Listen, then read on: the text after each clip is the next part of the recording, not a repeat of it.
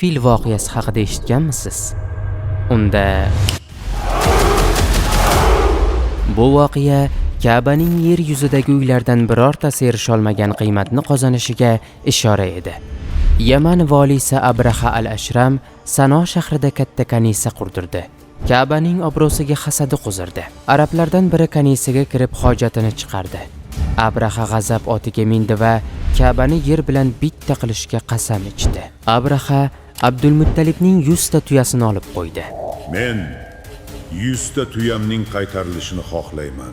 Ota-bobolaring va dining ramzi bo'lgan Ka'ba uchun tashvish chekmay, tuyalaringni so'rash uchun huzurimga keldingmi? Men tuyalarimning egasiman. Ka'bani esa himoya qilguvchi egasi bor, dedi Abdulmuttalib. Mendan himoya qila olmaydi, dedi Abraha. Sen va u deya suhbat yakunlandi. Qurayshliklar yovning talofat yetkazishidan qo'rqib, tog'larga chiqib ketishdi. Abraha Makka ga kirish uchun Mahmud ismli filni ham tayyorladi.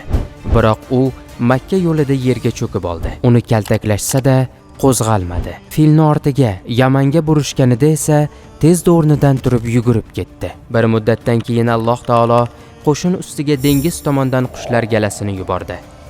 Ular tumshug'idagi toshlarni askarlar ustidan yog'dirishdi.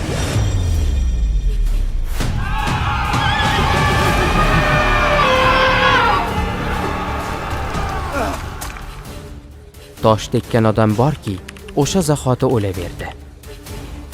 Qochishga uringanlari ham yo'lda birma-bir yiqila boshladi. Jarohatlangan Abrahaning vujudi parchalanib, to'kilib tushardi. Sanoga borib, azobli o'lim topdi. Bu hodisa Qur'oni Karimning Fil surasida shunday bayon qilinadi. Robbing fil sohiblarini nima qilganini bilmadingmi?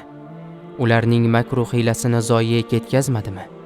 Va ularning ustiga to'p-to'p qushlarni yubormadimi? Loydan pishirilgan toshlarni otadigan. Bas, ularni qurt yeb tashlagan o'simlikka o'xshatib yubormadimi?